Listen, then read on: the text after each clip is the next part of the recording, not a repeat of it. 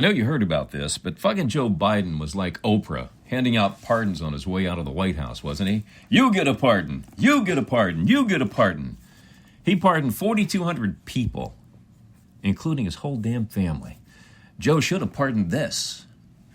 Guess what I got a hold of? Might not let it go either. From Hollywood, it's the world-famous Mojo Elliott, set to go with another action-packed adventure of the Rat's Ass Podcast. Here's the big question of the day. Have you checked out the new ratsasspodcast.com yet? What the hell are you waiting for if you haven't? It's your one source where you can go listen to the podcast, read the blog, connect with us on Facebook, Instagram, and X, formerly Twitter, plus email and chat with us. Now, we did have one listener send us a chat saying, you guys should start a fan club. Kind of like the idea, but what would we call it? Do you like the idea of a Rat's Ass Podcast fan club? So here's what we're going to do. I'm going to turn it over to you. When I have no ideas, I simply ask you.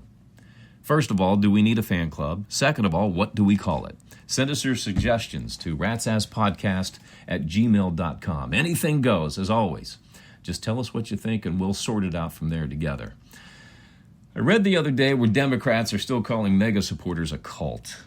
I don't know why this bothers me so much, but you know what else are considered to be cults? How about religions? Those are cults. Sports teams, their fan base are cults. I belong to one called Raider Nation. What's up, Raider fans? Fans of bands or musicians. We've got bands called the Cult, Blue Oyster Cult for crying out loud. TV and movie genres. Okay, we got cult classics, right? So there are a lot of cults out there. But the worst, in my opinion, Costco members. You know, last week I mentioned I had been getting slammed on my classmates.com page. I'd forgotten that I had this, by the way. I think the last time I was really active was like 2010, maybe. So it's been almost 15 years, but all of a sudden around Thanksgiving, my profile started getting ba-bing, ba-bing, ba-bing, ba-bing. 66 posts up until now. So that's what, 2 months? 66 in 2 months. For 15 years, maybe 7. So something's weird. So I ask you to email us if you're involved with classmates.com, because I looked at all of these profiles. The people that hit my profile, I knew nobody. Didn't recognize anybody. I know I had a big graduation class of 421 people. I didn't know everybody. But you would think out of 66, I might have recognized one. None.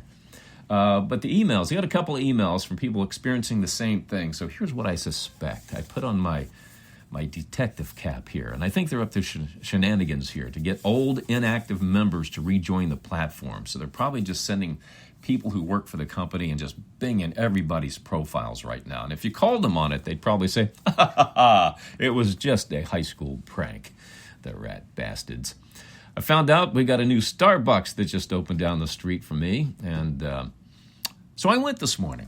Found out, I drove around, there's no drive-through, so I had to go inside. As I'm standing there waiting for my venti, I was reminded of a bit comedian Craig Shoemaker did about Starbucks. It's pretty damn funny. Check this out. One time we're at Starbucks. Anybody annoyed with those damn lines? You have the lines, you're paying $15 for a maca fuka faka mama. Whatever the hell, with foam. It pisses me off. It's like, give me some courtesy behind the counter. Give me some eye contact. I get to the counter, I'm standing there with Carolyn, and the girl, here she's looking at the cup so she can sign my name on the cup. She goes, what's your name? I thought I'd have some fun and pretend I was from Germany. I go, my name is Cock. See, you're laughing. I got eye contact from both of them. Carolyn's, she's trying to whisper, she's like a ventriloquist. This is not funny. Now she's going to write cock on the cup.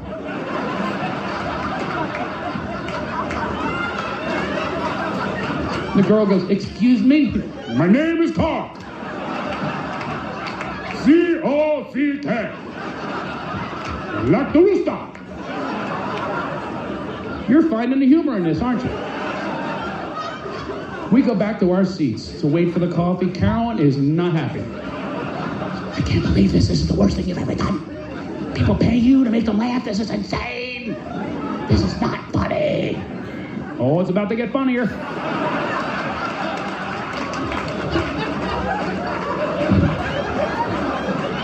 The girl holds it way high. Cock! Grande cock!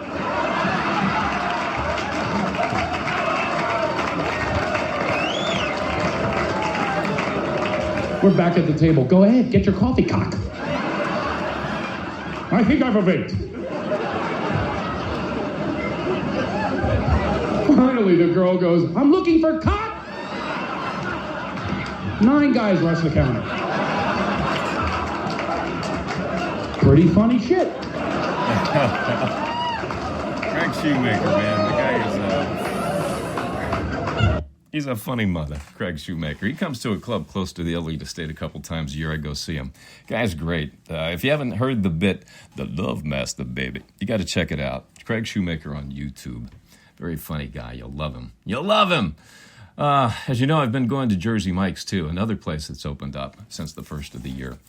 Saw a TV commercial while I was watching football, and I said, you know what, that sounds pretty good. They're a sub above. They got to be better than Subway. I mean, you know, Subway ads, they show you these big sandwiches with all this meat included, and when you go into Subway, you buy it. You know this. You get one little slice of meat on there, and you're looking at it like, oh, this doesn't look anything like the TV commercial. Even the pictures on the wall. You know, and you don't dare ask them about it because, you know, you never want to mess with people who are making your food, right? Maybe I should take my own advice on this one. Anyway, going to Jersey Mike's the first time, I told this story on one of the first podcasts of the year. And I walked up to the counter, looked at the menu, and the thing that drew me in is they said, you can get a sub in a bowl. That's perfect for me. I don't eat the bread, so that's perfect for me. That's why I went. So I'm at the counter, the guy comes up and he says, can I help you? And I said, yeah, I'll have an Italian sub in a bowl, the number 13. He said, would you like that Mike's way? And I said, excuse me? He said, would you like it Mike's way? And I said, do I have to bend over? He looks at me with a dead stare. And I could tell he was thinking, you know what, pal? If you couldn't watch me make your food, I'd give you a big loogie right now in the bowl. I really would. That's what he was thinking. I know it. I read people's minds. So I tucked my tail and I went down and got my order, paid for it, and left. But I was determined to go back and say, these damn Gen Zers have no sense of humor. I'm going to make them laugh. I'm going to do it if it kills me. So I've been going back every other day, 2 or 3 days. I go back, keep going back. But I finally got these guys into a routine. When I walk in the door, I now shout out, hey! Give me a number 13 in a bowl, and how do I like it? And all the guys look up, they see it's me, and they say, Mike's way. I go, that's right.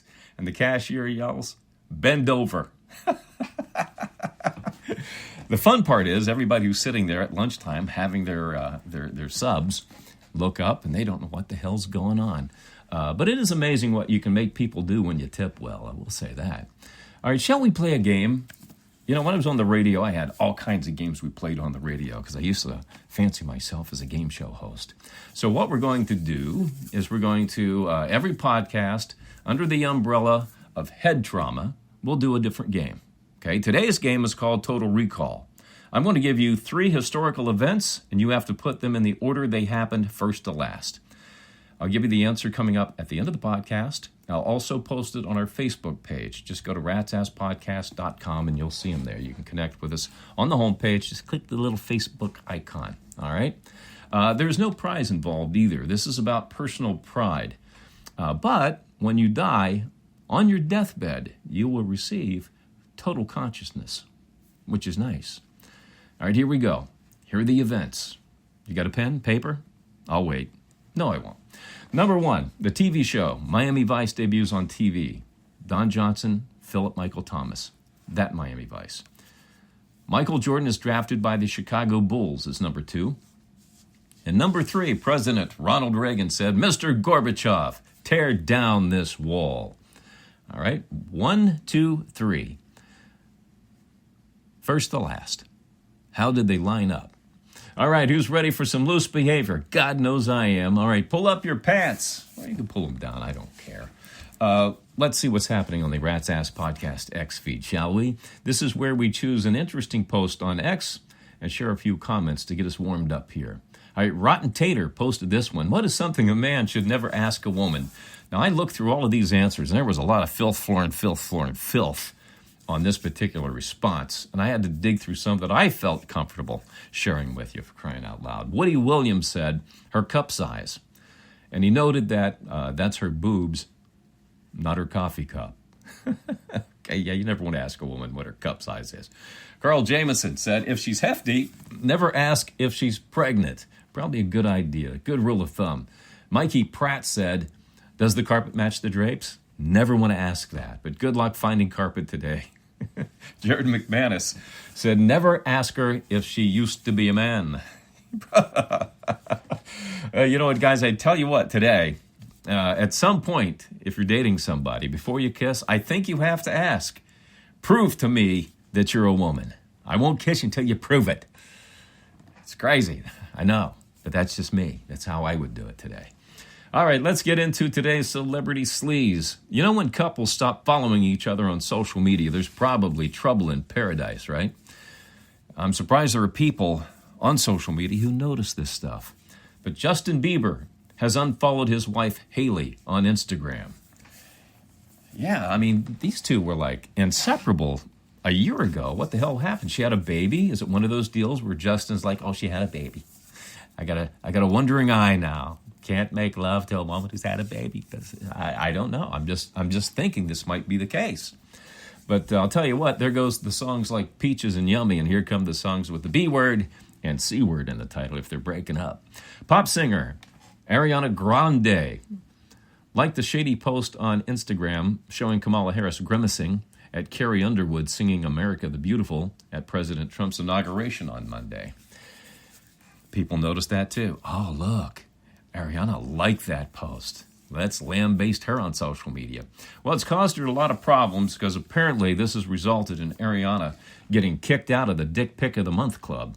Actress Naomi Watts wrote in her new book, Dare I Say, the most romantic thing her husband and the morning show star Billy Crudup said to her, and I ask you to brace yourself on this one, if you're eating something, put it down.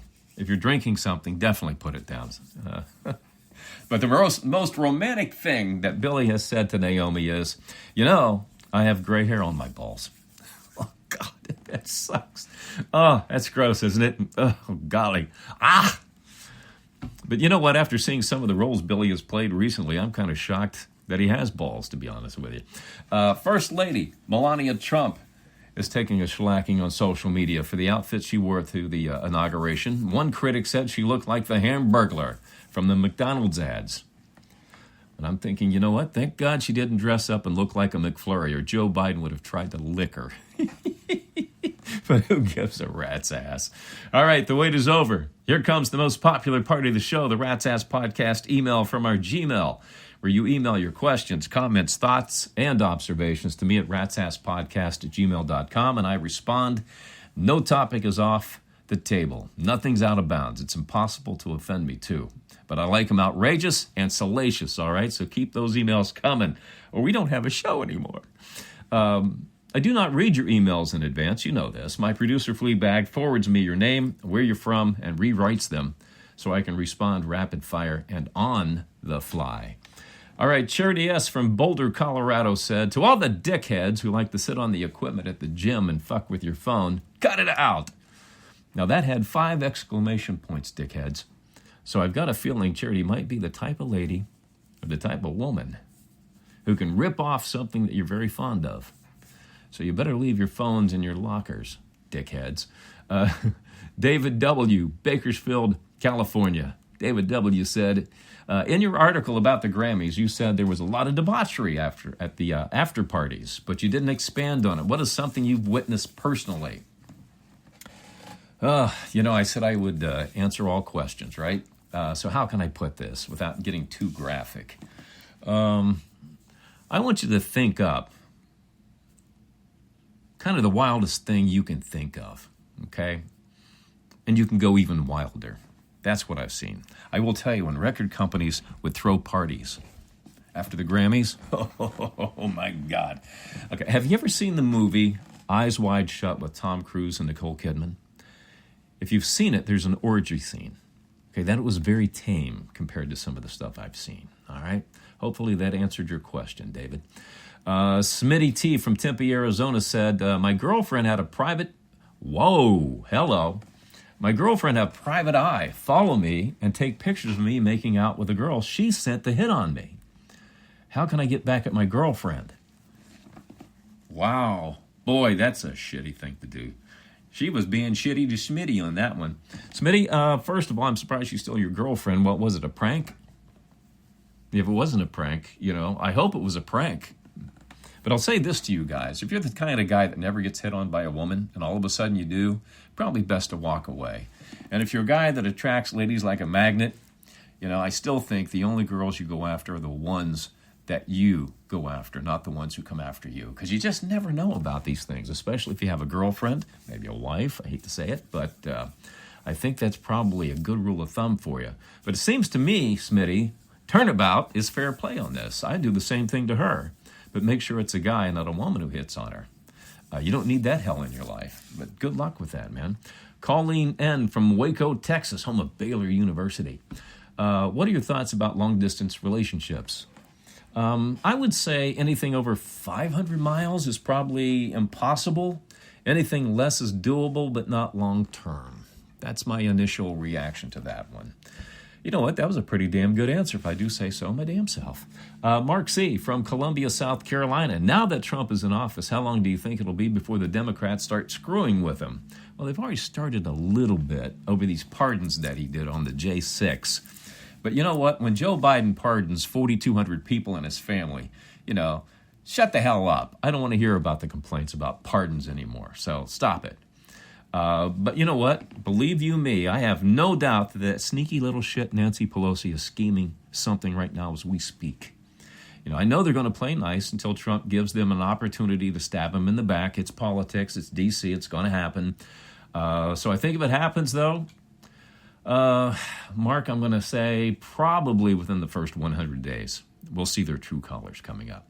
Lori L., Quebec, Canada. Who do you think are the top 5 female rock vocalists of all time? Great question. So I got to pull this off the top. So I'll say not necessarily in this order. I always think of Ann Wilson from Heart, number 1, Stevie Nicks, Fleetwood Mac, Joan Jett and the Blackhearts, Chrissy Hynde from the Pretenders, Pat Benatar. Was that 5? Who did I say? Ann Wilson, Stevie Nicks, Joan Jett, Chrissy Hynde, Pat Benatar. Yeah, that's 5. And I'll throw this in, too. Today, I like Taylor Momsen. I know she was on Gossip Girl and was a little girl in The Grinch with Jim Carrey. But she has a band called The Pretty Reckless, and she's pretty damn good. Dorothy Martin from the band Dorothy. If you haven't heard the band Dorothy, I highly recommend checking them out. Dorothy, God, she can belt it, man. She's really, really good. I believe it was Gene Simmons who said this too a long time ago. At least it sounds like something Gene said, so we'll just give him credit for it. He said, do you know what makes a good lead singer, male or female? They have to have the kind of charisma that makes their audience want to fuck them. That's what he said. Crass but true. All right, keep sending your emails with your thoughts, observations, comments, and questions to ratsasspodcast@gmail.com, and I'll give you my 2 cents that makes absolutely no sense on the next episode. All right, let's get into the head trauma. The answer. All right, let's revisit this. Here's the question. I'm going to give you 3 historical events, and you have to put them in the order they happened. The events are the TV show Miami Vice debuts on TV, starring Don Johnson and Philip Michael Thomas. Michael Jordan is drafted by the Chicago Bulls. And President Ronald Reagan said, Mr. Gorbachev, tear down this wall. All right, are you ready for the answer? I need to get my drum kit out. Be a little better that way. All right, number 1, Michael Jordan, drafted by the Chicago Bulls on June 19th, 1984, was number 1. Number 2, Miami Vice debuts on TV with Don Johnson and Philip Michael Thomas on September 19th, 1984. And number 3, and you probably thought this was number 1 because it seems like it was eons ago, Ronald Reagan said, Mr. Gorbachev, tear down this wall on June 12th, 1987. All right, how'd you do? If you missed it, you got to go see a doctor about your head trauma. I can't help you. All right, I got to take off here. But I do have one more thing for you. Did you know snakes can help predict earthquakes? They can sense them coming from at least 75 miles away and up to 5 days in advance. Now, here's the weird part. We have a lot of earthquakes here in California, especially Southern California. And I've noticed our slumlord Governor Gavin Newsom is never near when an earthquake happens. Coincidence? Or is he a snake? He's a politician. Just saying. All right, shout-outs in the USA to Clarksville, Tennessee, Killington, Vermont, and Walla Walla Bing Bang, Washington. Around the world to St. John's, Canada, Hamilton, New Zealand, and Bern, Switzerland. Thanks for listening to the Rat's Ass Podcast. And wherever you're listening, thanks for stopping by today. That's going to do it for this episode of the Rat's Ass Podcast. Make sure you check out the new ratsasspodcast.com to connect with us on the socials, listen to the podcast, and check out the blog too. We'll do this again on Friday, January 24th. Take care of each other, and thanks for listening to the Rat's Ass Podcast, a division of Mark Elliott Media in partnership with the Ozone Podcast Group.